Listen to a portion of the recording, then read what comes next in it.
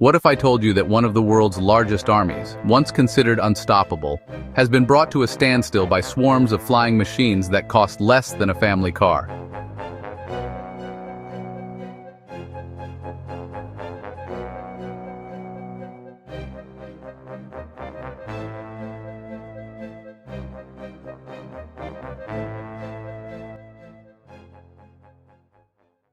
When Russia launched its full-scale invasion of Ukraine in February 2022, almost every military analyst, every politician in the West, and even many inside Kyiv assumed the same thing. Ukraine would collapse in a matter of weeks, maybe even days. Moscow had overwhelming advantages, hundreds of thousands of additional troops, an arsenal of tanks and armored vehicles designed to crush smaller armies, and a fleet of modern fighter jets ready to dominate the skies. On paper, the logic seemed undeniable. Russia had everything it needed to achieve a swift, crushing victory. But reality had other plans. 3 years later, it's not Ukraine that has fallen, it's Russia's sense of invincibility. And the reason isn't some secret NATO superweapon. It isn't a hidden cache of Western tanks or jets. The real equalizer has been something far smaller, cheaper, and more adaptable. An unexpected weapon: drones. On July 9, 2025, the Kyiv Independent published a story that marked a turning point in military history. Ukraine's 3rd Separate Assault Brigade captured Russian soldiers using nothing but drones. During an operation in the Kharkiv region, Ukrainian forces deployed drones to locate entrenched Russian troops. In the past, such an assault would have required waves of infantry, direct clashes, and heavy casualties. This time, Ukraine sent in a ground-based kamikaze drone loaded with anti-tank mines. The explosion forced the Russian soldiers to improvise a desperate gesture. They raised a white flag made from scraps of cloth, scrawled with the words, "We want to surrender." And here's the twist. No Ukrainian soldiers approached them. Guided by drones, the Russian prisoners were directed towards safe territory, laying down their weapons along the way. It was the first time in the history of warfare that a group of combatants surrendered directly to machines. This moment was more than symbolic.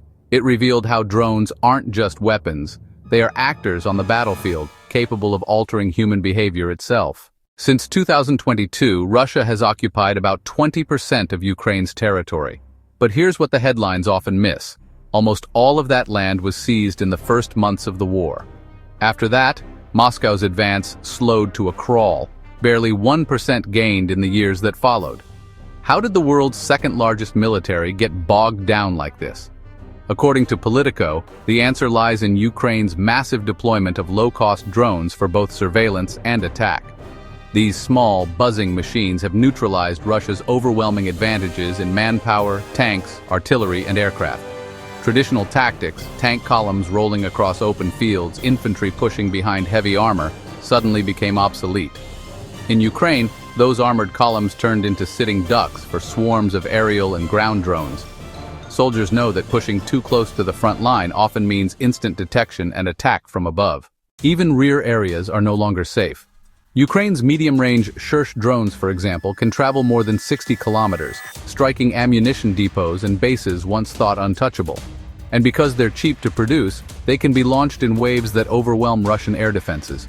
In short, what used to be Russia's biggest strengths, its size, its armor, its artillery, have become liabilities in the face of a nimble, decentralized drone war.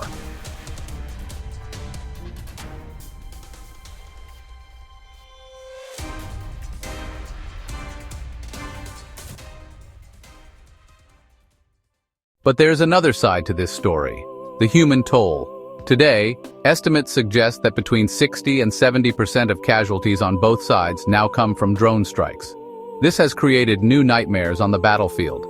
Swarms of drones make it nearly impossible to evacuate the wounded because any movement, an ambulance, a stretcher, even a soldier crawling, can be detected and targeted. Ukrainian medics admit that treating the injured on the front lines has become exponentially harder. Yet from a strategic perspective, the sacrifice is less than what Ukraine would face in direct confrontations with Russia's massive war machine. In that sense, drones have become the great equalizer, the tool that balances numbers with ingenuity, cost with creativity, and weakness with resilience.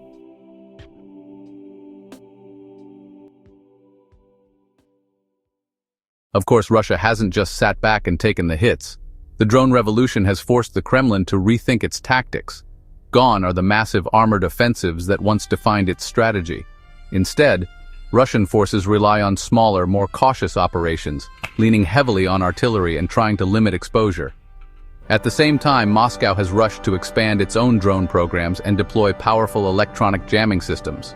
The goal: to block, confuse, or hijack Ukraine's drones mid-flight.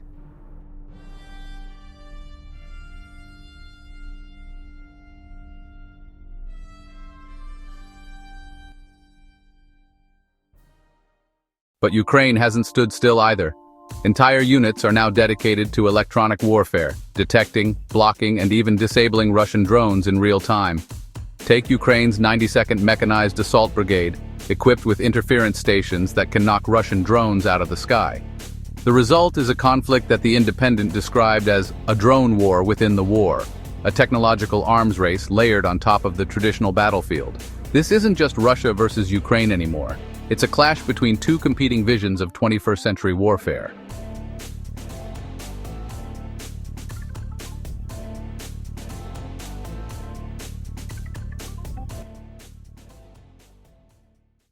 Yet the battlefield is only half the story.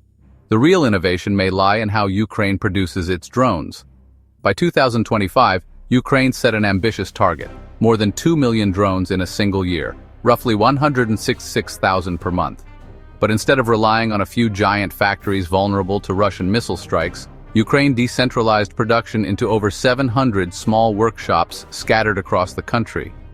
Each workshop can build up to 1,000 drones a month. Meanwhile, more than 120 additional centers focus solely on producing electronic warfare equipment. According to Politico, Ukraine now churns out roughly 1,500 drones and 50 jamming stations every single day. This system ensures not just quantity, but resilience. Russia can't destroy the entire industrial base with a single strike. The network of workshops is practically indestructible, making Ukraine's drone supply chain as elusive as the drones themselves.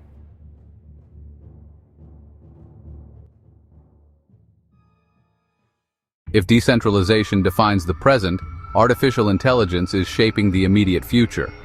So far, every Ukrainian drone requires human supervision, but experimental models are already proving that autonomy is possible and terrifying. One test video, published by the Kyiv Independent, showed an FPV drone detecting a target on a training field and executing a strike entirely on its own, without human input. If such systems become widespread, Ukraine would gain a decisive edge. Russia, with its rigid military bureaucracy and Putin's aversion to fostering technological innovation, would struggle to keep up. Imagine an army of drones that can not only fly and strike, but also think, identifying threats, adjusting mid-mission, and carrying out coordinated attacks with no human in the loop. That's not science fiction anymore. That's the next stage of the war.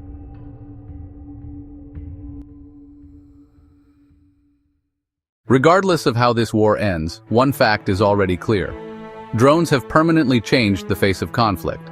Politico has described them as the backbone of modern armies, even though they're still in their early stages of development. Future historians will look back at this war as the moment drones graduated from experimental tools to central actors in battle. And Ukraine, once dismissed as a weak state destined to collapse, will be remembered as the nation that redefined the rules of unmanned warfare. Russia, in turn, will hold a darker legacy, the first major power to be outmaneuvered, not by another superpower but by cheap, decentralized, and adaptable machines.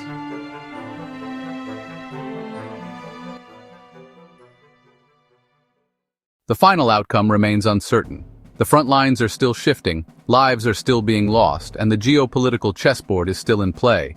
But the direction of history is already marked. The technology is here, the production lines are running, the political will is firm. The only real question is not if, but when Ukraine's drone army finally breaks what was once considered one of the most powerful militaries on Earth.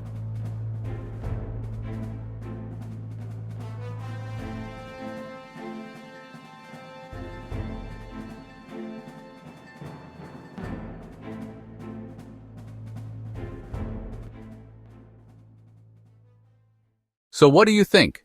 Are we witnessing the dawn of a new era in warfare? One where machines dictate the fate of nations? Or will humanity find a way to rein in the spread of autonomous killing machines before it's too late?